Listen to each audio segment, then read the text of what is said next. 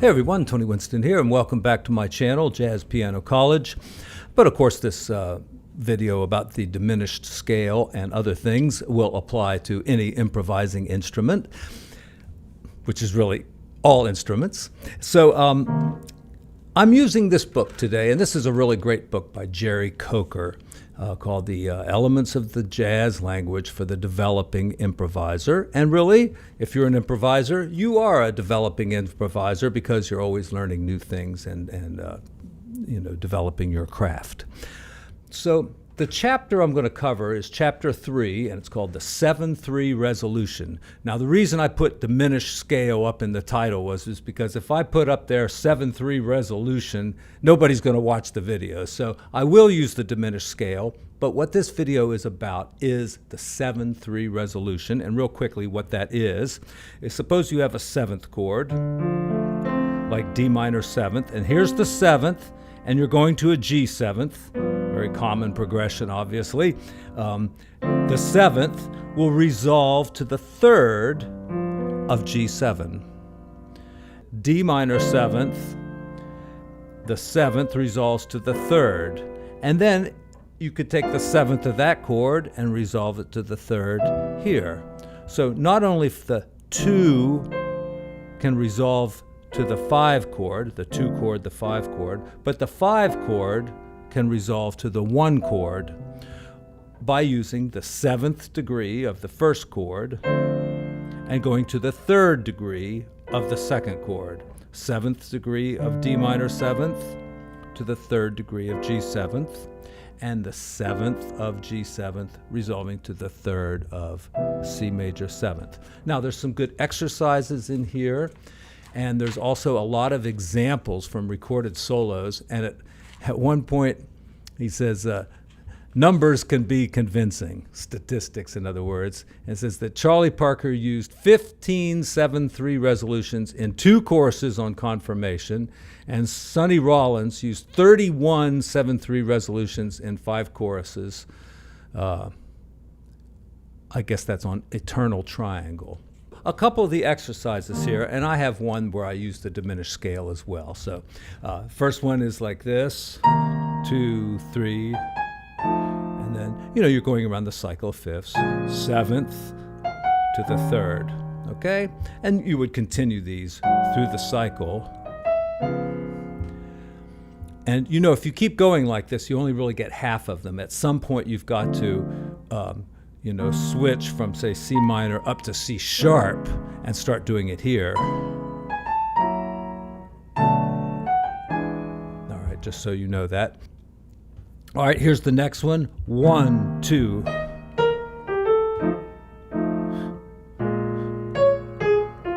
And here, he's kind of bouncing around that 7th. There's the 7th, and then here. And the first one was kind of a little approach tone, like that. See, you're going from there to there, but put the little approach notes in there.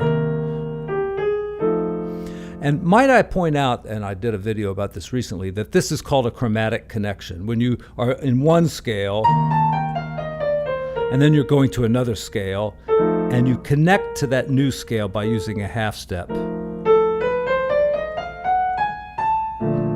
Like that.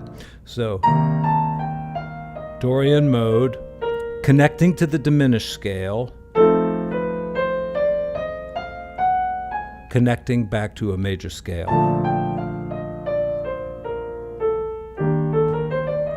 That kind of thing. All right, a couple more of these Jerry Coker exercises. And that one does go right from the 7th to the 3rd. And you do it in the next key. And keep on going. Now,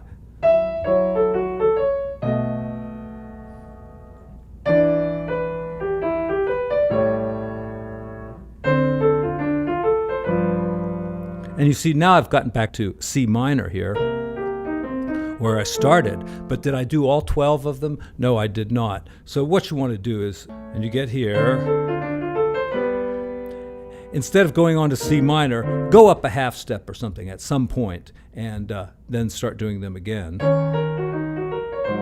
And you see you get the other 6.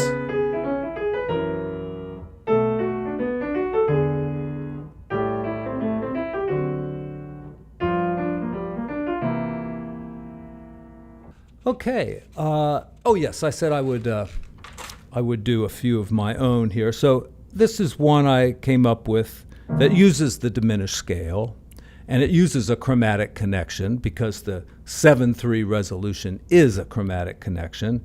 So if we start like 1, 2.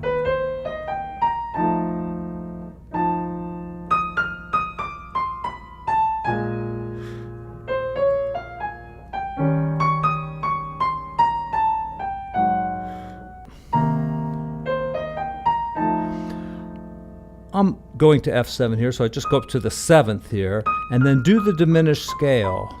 It will lead you right into a chromatic connection to the next one that you're going to do, which is B flat minor. There's the chromatic connection right there. And you know, there's better variations on this. You could go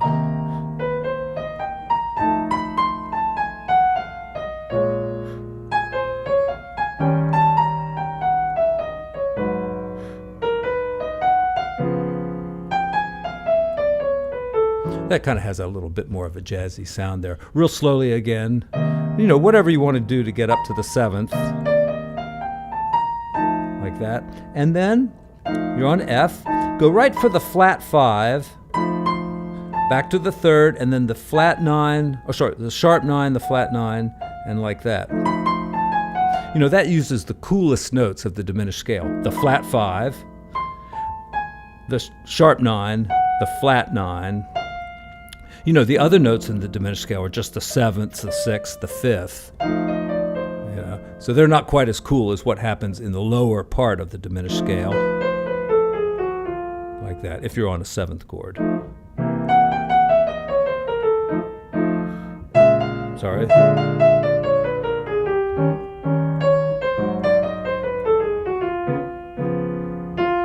From 7th to the 3rd. Like that.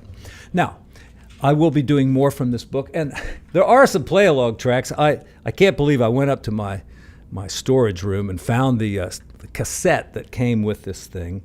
And, you know, I'm not going to do too much copyright infringement here. Jerry Coker is still alive. He's 88 years old, and I wish him well up there in Indiana. I had a really good friend, Eric South, who went to the University of Tennessee specifically to study with this guy, and Jerry Coker made my friend Eric learn not Stella by Starlight, Donna Lee in all 12 keys. And if you can play Donna Lee in all 12 keys, you've got a pretty good command of the elements of the jazz language. Now, there's lots of other good things in this book, and I will cover a few of them. The next chapter is another kind of resolution, which is like the 3rd up to the flat 9, and then resolving like that. 3rd, that kind of a resolution. He also has a great section about quoting, and I did a video about this recently because I'm so bad at it, and I come to discover that he's got a couple of licks that are really classic to quote, and then he's got some other interesting quotes in here, and I should have referenced this book when I did the video, so maybe I'll do another one. But anyway, that's it for today. I'll put some printed materials down there in the description that you can print out, and a link to this book that you can still buy on Amazon or eBay or wherever you want to buy it. And I think there is a CD now that comes with it with some play-along tracks. So anyway, that's it for me. Thank you, folks. Take care, and I'll see you again soon. And not only is the 7/3 resolution very useful in improvisation, it occurs all the time in songs. Take Fly Me to Your Room. Right there, we're on the 7th of A minor, and it resolves into the 3rd of D minor. Goes up to the 7th and resolves to the 3rd of G7. Goes down to the 7th and resolves to the... Why am I talking like this? Resolves to the 3rd of C major. And then it starts on the 3rd of F, goes down to the 7th, and into the 3rd of the next chord, back up to the 7th, and into the 3rd of E7. And I mean, I don't have to keep saying this. It's 7th to the 3rd.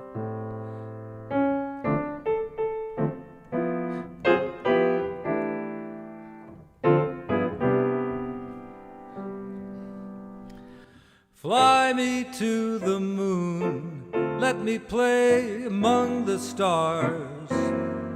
Let me know what spring is like on Jupiter and Mars. In other words, hold my hand. In other words, baby, kiss me. Fill my heart with song and let me sing forever.